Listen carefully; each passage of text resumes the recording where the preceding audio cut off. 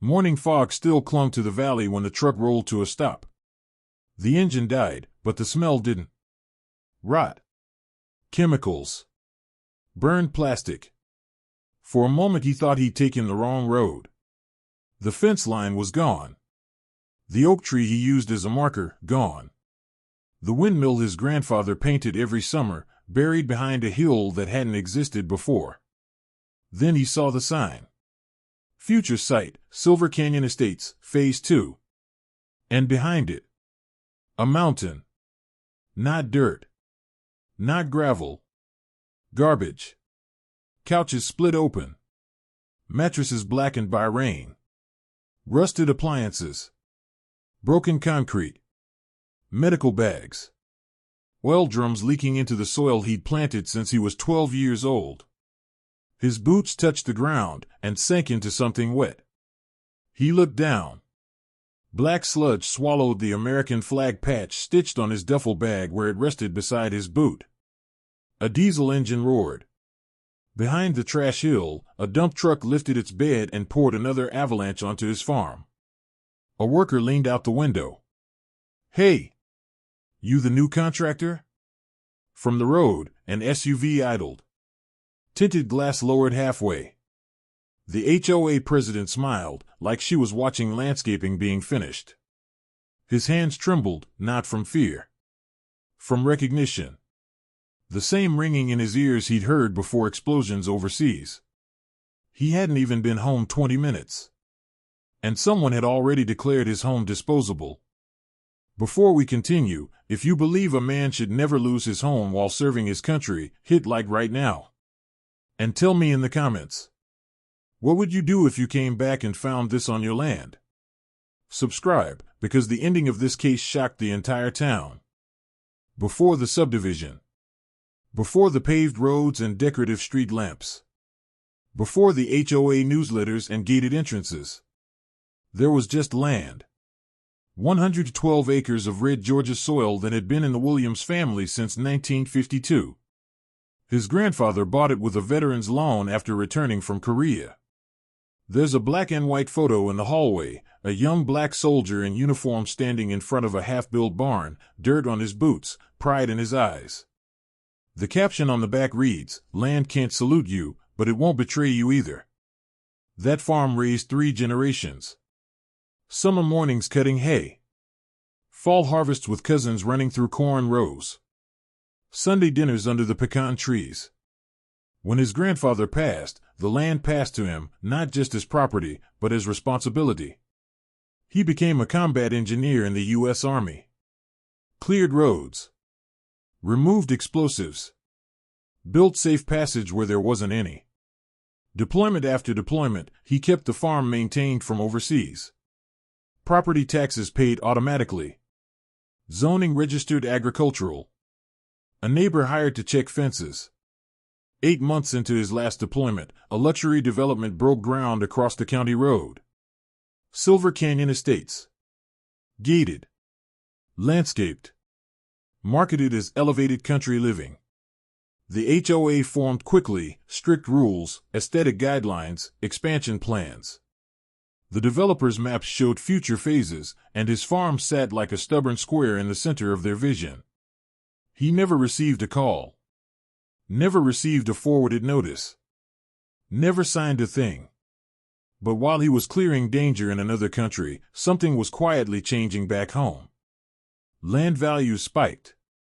Developers circled. And the only parcel blocking Phase 2 was his. He walked toward the dump truck before it even finished unloading. Broken concrete thundered onto the pile behind him while the driver climbed down slowly, not nervous, just annoyed. "Sir, you can't be back here," the driver said, already reaching into the cab. He pulled out a folded paper packet, worn from use. County Temporary Storage Authorization. Stamped. Signed. Official. The address printed across the top, his farm. Another worker pointed to the sign near the road. Municipal Debris Holding, Approved Site. For a moment, nothing made sense. Then the SUV door opened. The HOA president stepped out in sunglasses and a pressed blazer, heels clicking over gravel like she owned the ground. She greeted him with a polite smile, the kind used on strangers, not neighbors. "Oh. You must be Mr. Williams. We tried contacting you." She spoke calmly, rehearsed. According to her, mail was returned repeatedly. Property appeared abandoned. County authorized temporary use. HOA acted in community interest. She handed him an envelope. Inside, a buyout offer. A number far below market value. "We assumed you'd prefer compensation rather than dealing with cleanup," she added gently. He stared past her shoulder at bulldozers pushing trash across the field where his grandfather grew peanuts. His jaw tightened. "I never agreed to this." Her smile didn't move. "Well, legally, you didn't object either." 2 security guards from the subdivision gate had already walked up behind him. Residents watched from balconies across the road, phones out, recording. Someone whispered, "That's the owner?" The guards guided him toward the roadside like a disturbance being removed from a restaurant. As he reached his truck, a notification buzzed on his phone. A local neighborhood app post. Aggressive man harassing workers at Silver Canyon project site. Authorities notified. He looked back once more. A bulldozer lowered its blade and began spreading trash across the darkest, richest soil on the property, the planting field his grandfather protected for 70 years. And now, it was being buried on paper. The next morning, a notice was stapled to his barn door. County environmental violation, hazardous conditions present. Owner responsible for remediation. He read it twice. They weren't just using his land. They were blaming him for it. By noon he was in the first lawyer's office in town. The man seemed interested, right up until he stepped out to make a call. When he came back, his tone had changed. "Honestly, this looks complicated. County approvals, municipal usage, might cost you more than it's worth." Second lawyer, conflict of interest. Third lawyer, never returned calls. By the end of the day, every legal door had quietly closed. That night, the power to the barn shut off. The next day, orange stakes appeared marking restricted areas. Then came daily warnings posted to the fence, unsafe structure, entry at own risk. Police cruisers rolled by twice a day on welfare checks. Each time, deputies were polite, but watched him like a problem waiting to happen. Across the road, HOA residents gathered in small groups when he stepped outside. Phones pointed. Conversation stopped. A local news segment aired that evening. Concerns rise over neglected agricultural property creating health risks near Silver Canyon estates. No one mentioned the dump trucks. 3 nights later he woke to engines. From the tree line he watched headlights move slowly across his field. Truck after truck rolled in without company logos. License plates smeared in mud. Workers dumping fast, leaving faster. They only operated after midnight. At sunrise, a bulldozer pushed through the orchard, the one his grandfather planted when his mother was born. Trees cracked and toppled like matchsticks. He stepped forward instinctively, then stopped. Across the fence line, the HOA president stood beside the developer, both watching the clearing from a distance. The developer gave a small shrug. A silent message. "You can't stop this." For the first time since returning home, he didn't argue. He just turned around and walked back to the house. Not defeated. Quiet. That night the farm was louder than the battlefield. Not with gunfire, but with memory. He sat in the cab of his truck parked at the edge of the field, staring at the dark silhouette of the garbage hill under moonlight. The smell of diesel and rot mixed in the air, and for a second his mind replaced it with burning rubber and sandstorms from overseas. His hands tightened on the steering wheel. Back there, problems were simple. Find the threat. Remove the threat. Protect the convoy. Here, the threat wore suits and held permits. He closed his eyes and heard the ringing again, the same high-pitched echo after an explosion. Except now it came after every dump truck tailgate slammed shut in the distance. Inside the house, unopened boxes from deployment still lined the hallway. Metal sat on the table beside overdue county notices. His mother watched him from the kitchen doorway. "You survived all that," she said softly. "You don't have to fight this too." For the first time, the idea sounded tempting. Sell the land. Leave. Let the past stay buried. He climbed into the attic later, searching for quiet more than anything else. That's where he found the old wooden chest, his grandfather's things. Inside, photographs, a folded uniform, and a weathered journal. He opened to a marked page. War teaches you noise. Home teaches you patience. The man who wins both never charges first. He read it again. Outside, another truck rumbled onto the property. He didn't grab his keys. Didn't grab a weapon. Instead, he reached for a notebook and a camera. If he couldn't stop them tonight, he'd make sure they never denied it tomorrow.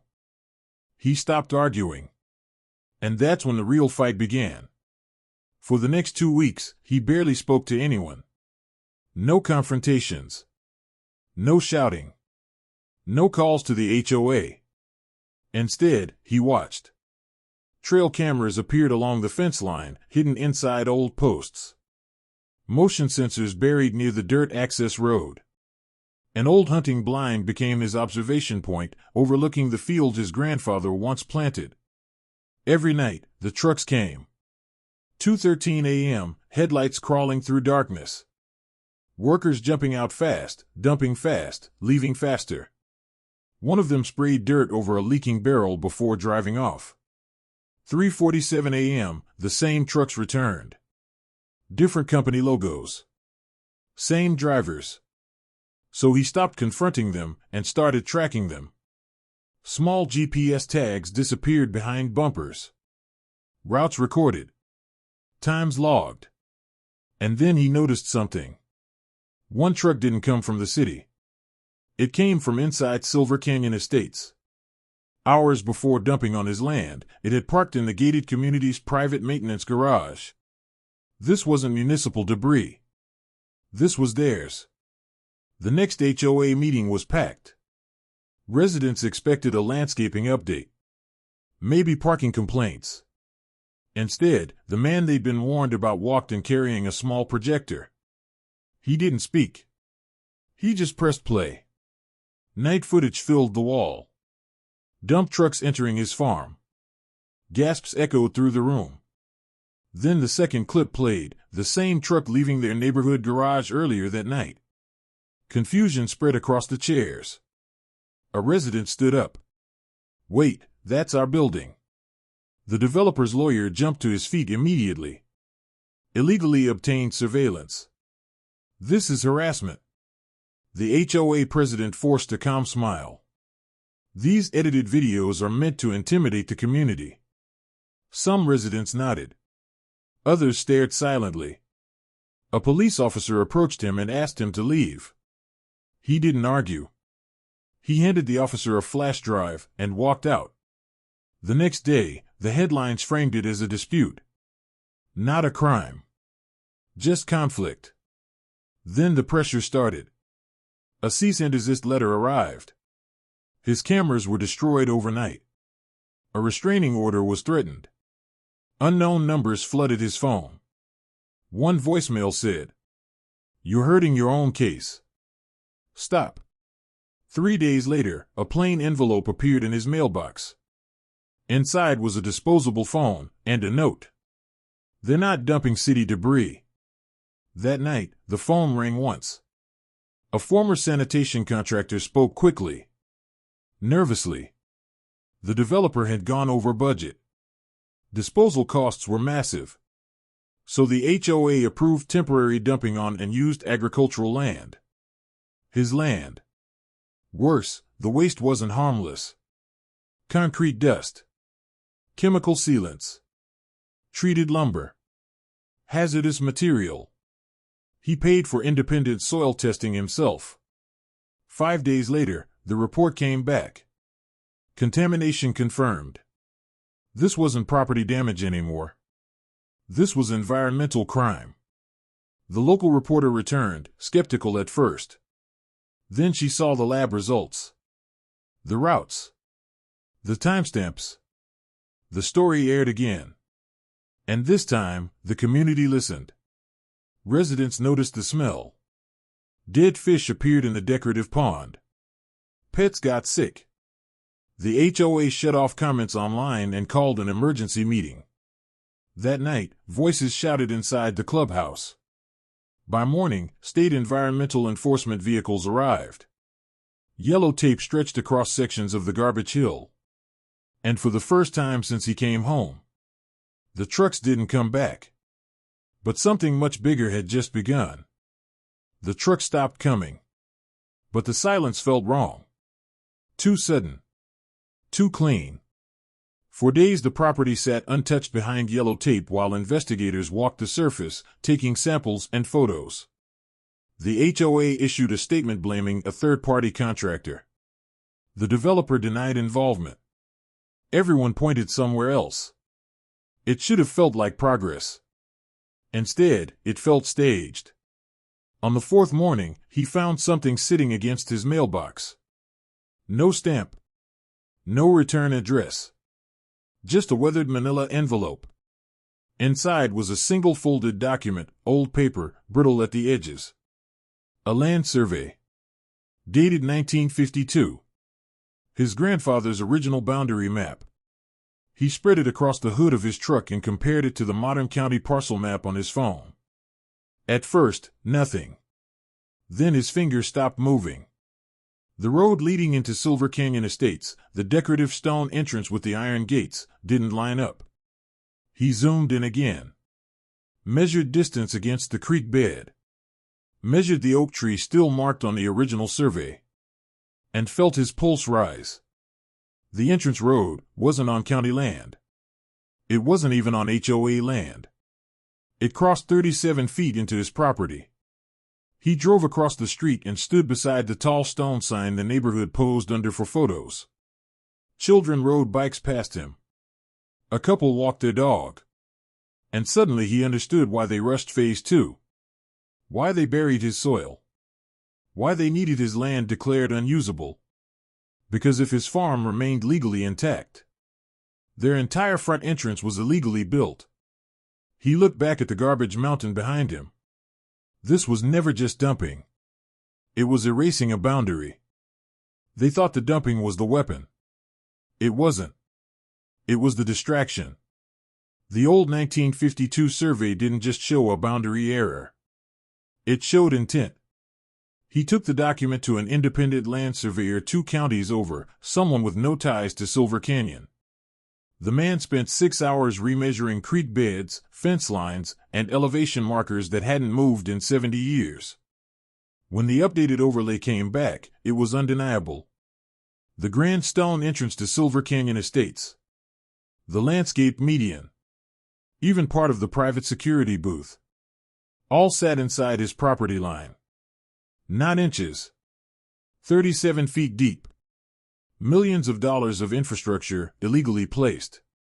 And that's when the pattern started to form. He pulled county filings.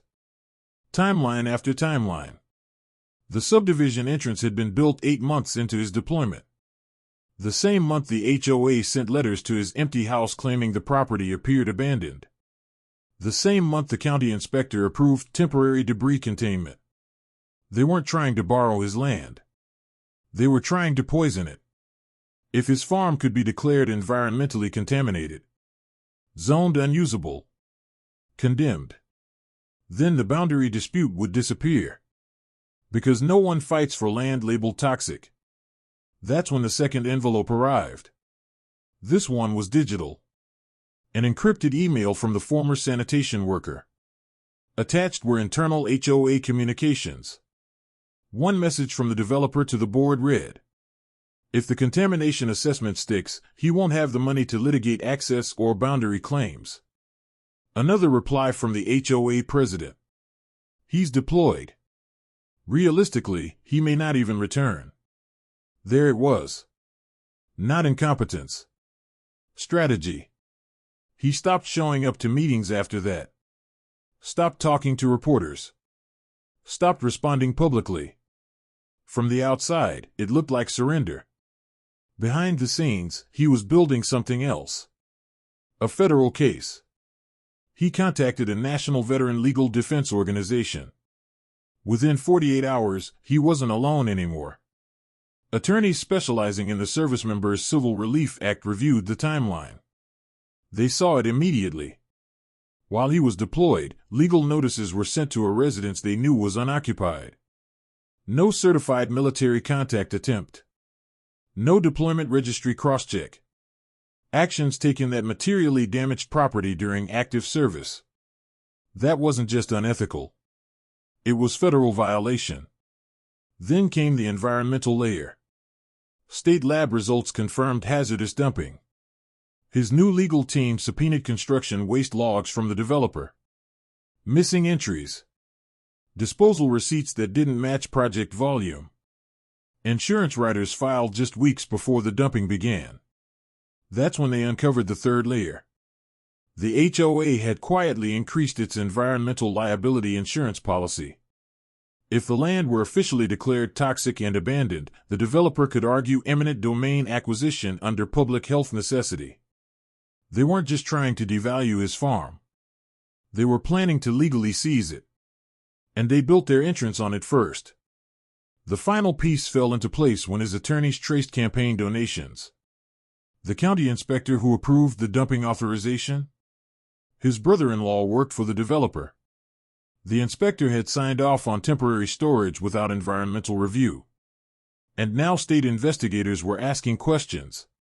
He didn't announce any of this. Didn't post online. Didn't celebrate. He filed quietly.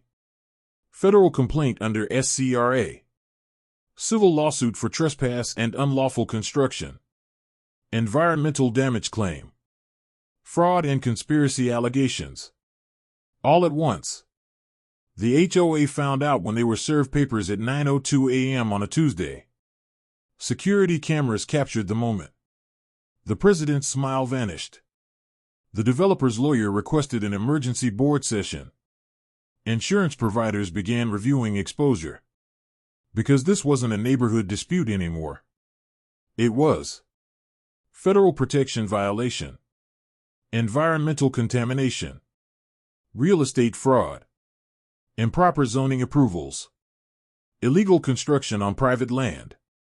And if proven, the entire gated entrance could be ordered removed. For the first time since he returned home, he drove past the stone archway without anger. Because now he understood something they didn't. They believed they were burying a soldier's farm. What they had actually done was build their entire reputation on land they didn't own. And courts don't negotiate with blueprints drawn in trespass. They thought they picked an abandoned property. They picked the wrong soldier. And now the fight wasn't about cleanup. It was about collapse. The courtroom filled before the doors even opened. Local media lined the hallway. Residents from Silver Canyon sat on one side, some angry, some nervous, some avoiding eye contact altogether. On the other side sat farmers from neighboring counties, veterans and old service caps, and people who had never met him but understood exactly what land meant. When the judge entered, the room went silent. The HOA's legal team arrived with binders stacked high across their table. The developer sat stiff beside them, confidence thinner than it had been weeks ago.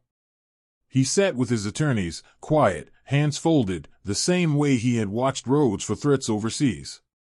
The case began with the HOA's argument. They called it an unfortunate misunderstanding. A temporary municipal agreement.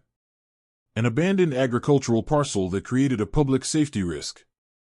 The judge listened without expression. Then his attorney stood and turned on the screen. First came the night footage. Timestamped videos of trucks entering his property at 2 a.m.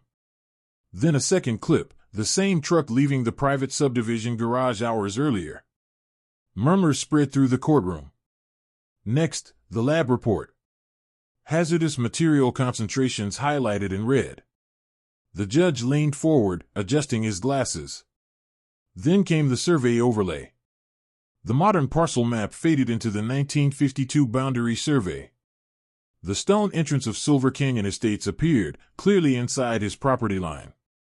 The developer's attorney immediately stood. "Your Honor, we contest the accuracy." The judge raised a hand. "Sit down. I want to see this." Silence. The independent surveyor testified. Then the environmental scientist. Then the former sanitation contractor. Each story aligned. Then his lawyer presented internal HOA emails. The courtroom heard the words out loud. If contamination sticks, he won't have money to fight boundary claims. He's deployed. He may not return. The HOA president stared forward, expression frozen. The judge removed his glasses. For the first time, irritation showed on his face. Next came the federal protection claim. Proof he was on active deployment when notices were mailed to an empty home. No military contact attempt. Actions taken that permanently altered the property during service. The judge turned toward the HOA attorney. "Are you aware of the Service Members Civil Relief Act?" No answer came fast enough. The state investigator testified last. The dumping authorization had been improperly granted. The county inspector invoked the Fifth Amendment. Gasps echoed across the room. The developer leaned toward his lawyer, whispering urgently. The lawyer didn't respond, just stared at the table. The judge spoke slowly. The dumping was intentional. The contamination was unlawful. The notices were invalid under federal protection law. And the subdivision entrance constituted ongoing trespass. He ordered full environmental remediation at the developer's expense. Financial damages awarded. Legal fees covered. Then he paused. And added one more order. The entrance to Silver Canyon Estates, constructed inside private property, was to be removed. Within 60 days. Outside, cameras flashed as the parties exited. The HOA president didn't speak. The developer avoided reporters entirely. He walked past the stone entrance on his way home that afternoon. For the first time since returning. The ground beneath it had a deadline. The machines returned to the property one last time. But this time, they were taking things away.